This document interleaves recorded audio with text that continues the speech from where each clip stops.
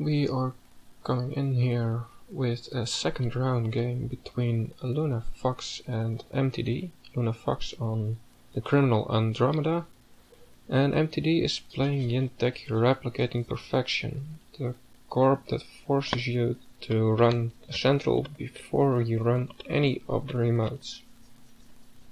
And as you can see, MTD is currently abusing that, having his pad campaigns in relatively safe positions, because before Luna could even target them, she'd first have to run a central. So far it's quite alright with MTD's economy.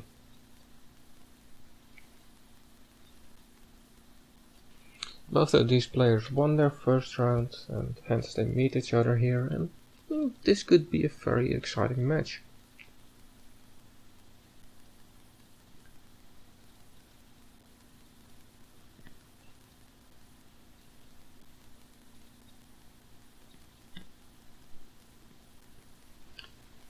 This is quite the classic matchup, quite a fun one. Replicating Perfection tends to build up and accrue money and make an annoying remote, and annoying central, so the runner has to run twice before they get to their agenda, and then with the key jinteki agenda Nisei Mark II, which can end run from anywhere, they can become quite a pain.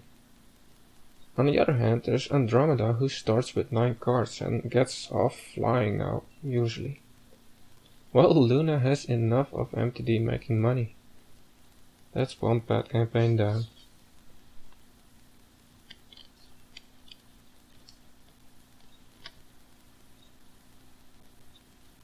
So often it'll be a case of if the criminal can keep their momentum, can keep their lead, or if Replicating Perfection grinds them down.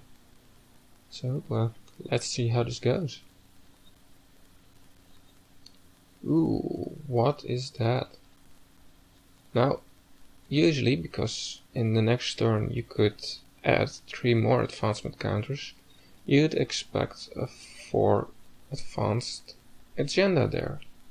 After all, this is jinteki, they are happy with the traps, but if it's a 4 advanced agenda, we could be looking at the Nisei here, and you don't want to let that go through.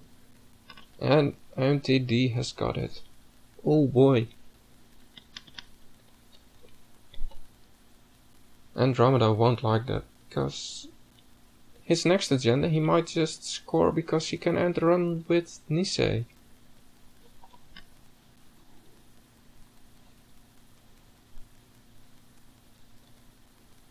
He doesn't have the most money right now, so there's that. He can't rush too much ice. But a scored Nisei is quite the trump card.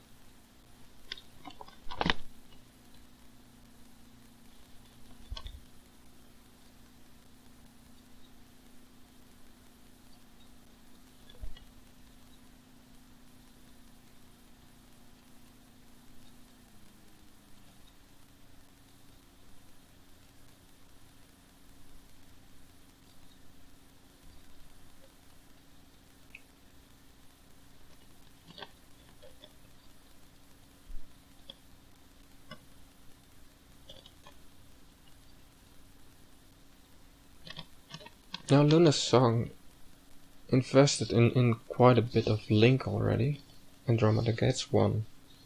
And she has played 2 global sets. I'm not quite sure about that.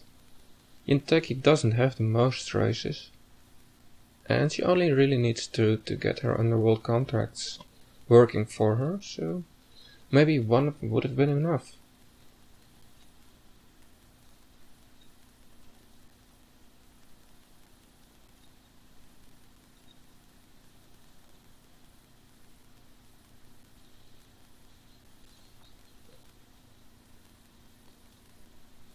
Luna does realize that just tapping R&D and maybe forcing MTD to rest ice is victory enough in its own.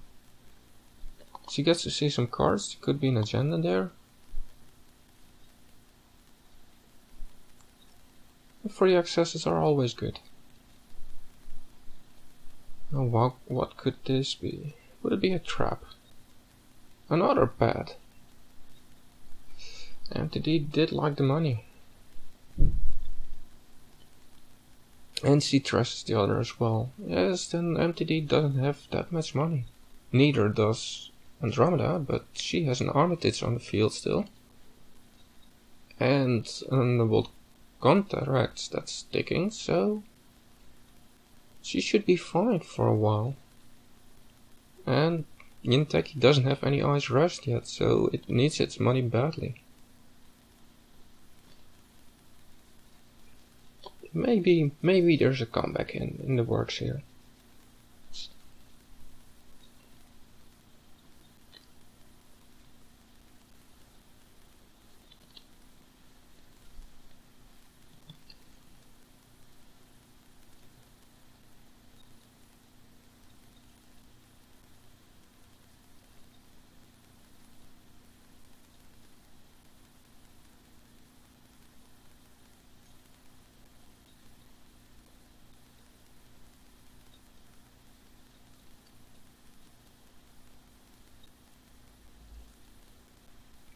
Oh boy, that looks like another Nisei.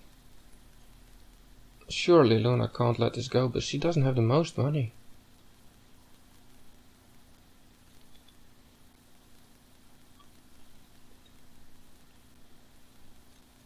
Yes, and MTD can't rush his centrals right now because he's scared Luna might run his remote after. Ooh, a fetal. That hurts, but it doesn't hurt too bad, it doesn't kill her.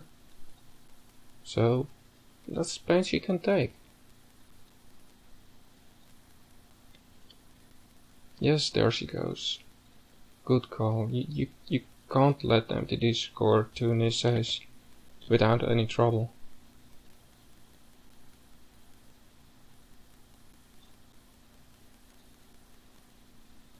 A Midori. Oh, that's my girl. I love her. It allows you to exchange an ice from your hand with one on the field. So, it makes you a bit more tricksy. It does, if the ice is rest, it does cost you money because the ice you put down again will be unrest. And the runner is allowed to jack out before or after you use Midori, so it's not that trappy, but you do get to play mind games, and that's always fun. So maybe it's more of a fun card than a really powerful one, but it's fun indeed. It also allows you to set up good servers for your senseis and jumps. It's very jinteki.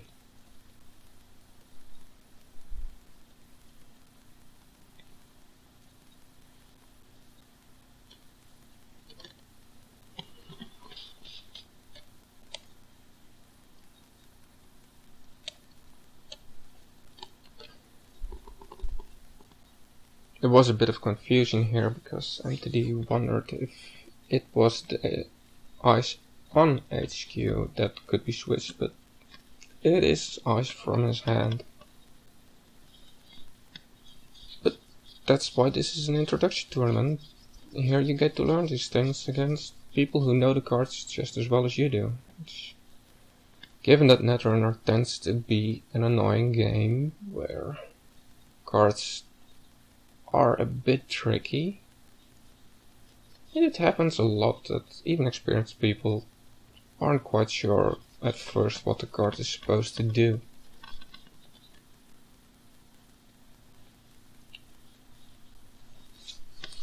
And really the only way to get the game is by playing it a lot. And then you see the interactions of certain cards come up, and after a while you know how it's supposed to go.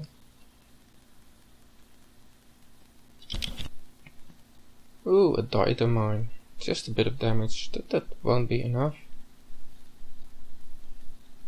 It's a good card in combination with Sham, but otherwise I don't know if it's worth it. You lose an ice that costs a click to place, it costs a click to draw. It only removes one card from your opponent. Ooh, that wasn't an easy. Oh wow, that's really tricksy.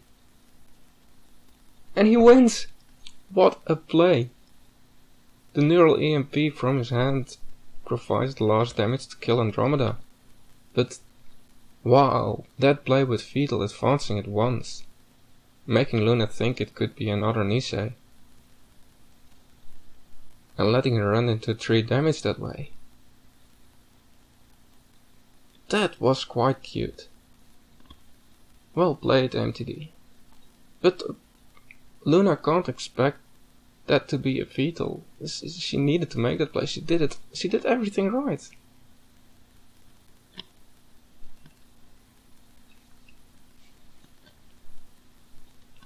So indeed, close game, in a way. Both guys played well. And an exciting finish.